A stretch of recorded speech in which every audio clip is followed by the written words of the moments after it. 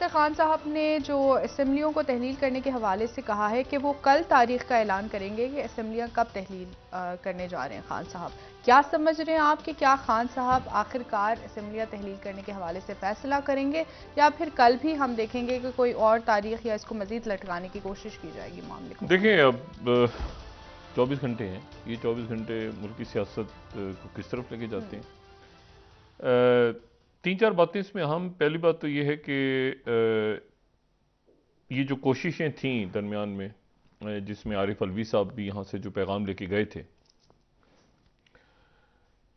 Ivan सदर के और बाकी जो ज़राए हैं वो ये बात कह रहे हैं कि आरिफ अलवी साहब का ये कहना था कि आप इसमें ताख़ीर करें, असम्बलियाँ ना तोड़ें अभी। और ये इमरान खान साहब के लिए ग़ालिबन मशवरा था। और दूसरी बात यह कि हुकूमत की तरफ से पहले तो इसहाक डार साहब की बात, वफाकी हुकूमत की बात हो रही, वो बात करते रहे, लेकिन फिर उसके बाद जो है वो एयाज सादिक साहब और आज़म नज़ीर तारड़ साहब ने भी बात की। और इसमें जो है वो फिर मैसेज यही था कि इसको ना सिर्फ ये कि असम्बलियाँ ना तोड़ें, बल्कि कि कौमी असम्बली में वापस आएँ।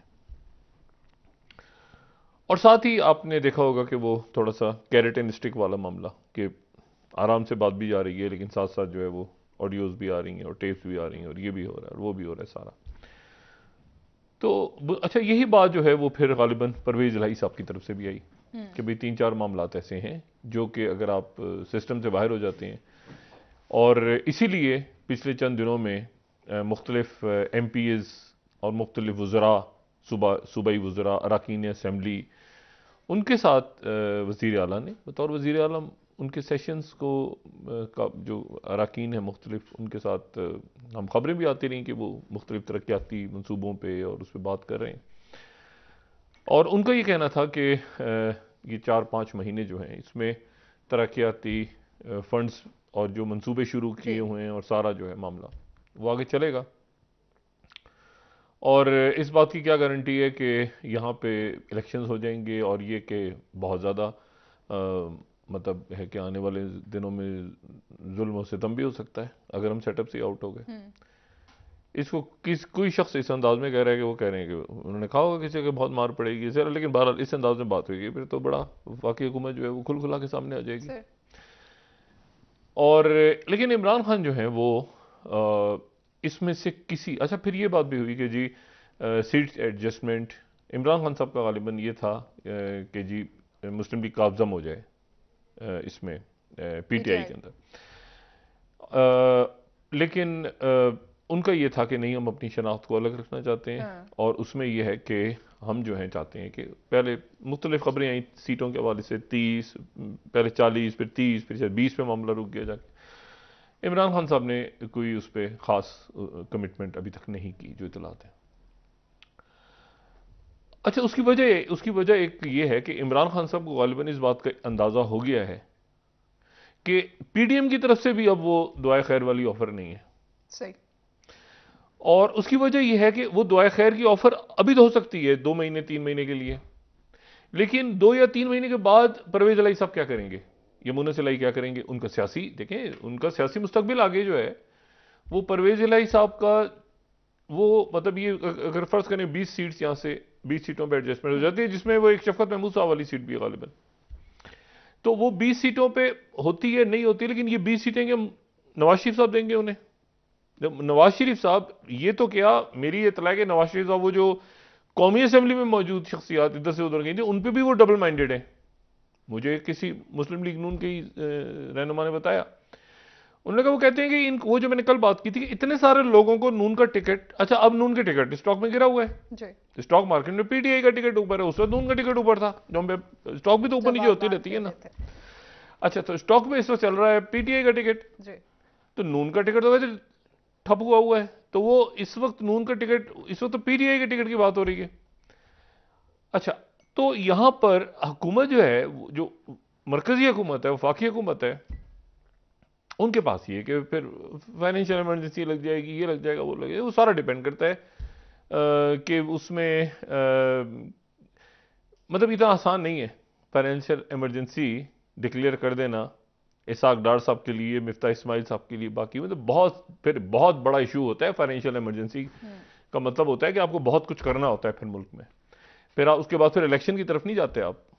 फिर उसके बाद जो कुछ होता है लोगों के साथ इमरजेंसी लगा, फाइनेंशियल इमरजेंसी लगाने के बाद, तो इलेक्शन आगे कर देना इतना आसान भी नहीं है।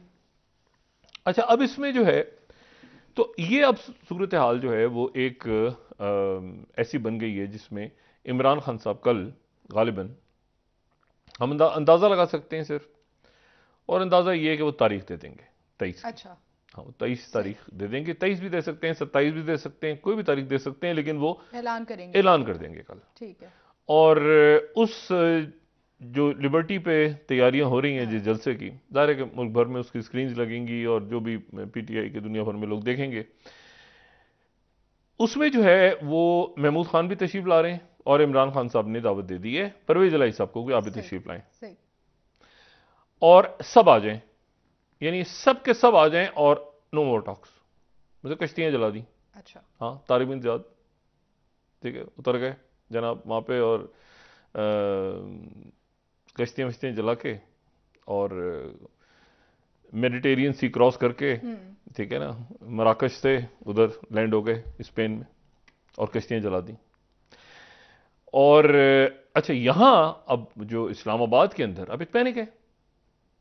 पैनिक, अच्छा पैनिक है कि उसकी वजह यह कि इमरान खान तो जा चुके हैं ना इलेक्शन मोड में कि ये इलेक्शन होगा, और मैं बात करता हूं या नहीं करता, दोनों सूरतों में वो जो मसाइल खड़े हो रहे हैं वो खड़े हो रहे हैं। एफआईआर भी कट रही हैं और ये तोशाखाना की भी मामला आगे बढ़ रहे हैं, उसमें अरबों का भी आ गया किस्सा, ऑडियो लीक्स हो रही हैं और ये हो रहा है वो हो रहा है। तो ये जो है ये मेरे साथ एक बूबी ट्रैप है जिसमें मैं नहीं आऊँगा, ठीक है। और वो बल्कि बार बार अब बाजवा साहब को जिक्र कर रहे हैं कि मैं उनकी वजह से मैंने धोखा खाया। वो किसी पर भी इमरान खान किसी की बात नहीं सुन रहे अब, ठीक है, और वो ना उनसे कोई ऐसी बात कर रहा है इस वक्त। इमरान खान साहब ने एक बात कह दी, जिसने आना है आए, नहीं आना ना आए। और वो ये बाजवा साहब पे तनकीदात भी उन्होंने की। उन्होंने कहा भाई मुझे तो, मैं तो इस केसेस सारे नैब वेब के वही देखते थे मामला। और एक दो बार उन्होंने यहाँ तक कहा कि चेयरमैन नैब को मैंने बुलाया, तो चेयरमैन नैब ने मुझसे कहा कि जी मैं तो वहाँ से ऑर्डर्स लेता हूँ। तो इशू, अच्छा हमारे ऊपर तासुर दूसरा है, अब इमरान खान दूसरी बात कर रहे हैं। हमारे ऊपर तासुर ये रहा अब तक कि शायद वो जो तैयबा गुल वाला मामला, लेकिन खान साहब ने आज कहा कि नहीं ये तो मामला ही नहीं था, तो वहाँ से होता था सारा मामला। तो अब ये एक फटा पड़ा हुआ है। बाजवा साहब तो ज़्यादा जवाब नहीं दे सकते, लेकिन इमरान खान साहब मुसलसल उनका जिक्र कर रहे हैं, जिक्र खैर कर रहे हैं। फिर ये भी सवाल है कि जी फिर एक्सटेंशन की बात क्यों हुई, तो वो कहते हैं कि इसलिए कि अदम इस्तेकाम ना होता मुल्क में। वो बहरहाल खान साहब की जो भी उसमें पॉइंट, असल बात है कि कल क्या, तो कल गालिबन ये है कि इमरान खान साहब ने ये ऐलान करने जा रहे हैं, वो एक तारीख देने जा रहे हैं और इसी महीने की तारीख है। ठीक। यहां इस्लामाबाद के में जो वफाकी हुकूमत है, ये अरेंजमेंट है जो भी है, उसके अंदर फटा पड़ा हुआ है। एक तो फटा पड़ा हुआ सबसे जो अहम मसला है मुल्क का, वो है मईशत। जो मईशत का कोई सर पैर नहीं, और वो छोड़ छाड़ के भाग गए हैं सारे, ठीक है। इमरान खान साहब जब हुकूमत में थे ना, तो अपोजिशन पे तनकीद करते थे, तो हम कहते थे कि इमरान खान साहब अब जरा ट्रक के से उतरे कंटेनर से और गवर्नेंस पे तवज्जो दें। तो वो कहते थे कि नहीं मैं इन चोरों को नहीं छोड़ूंगा, ये नहीं। वो तो एक पार्टी थी ना, एक शख्स था।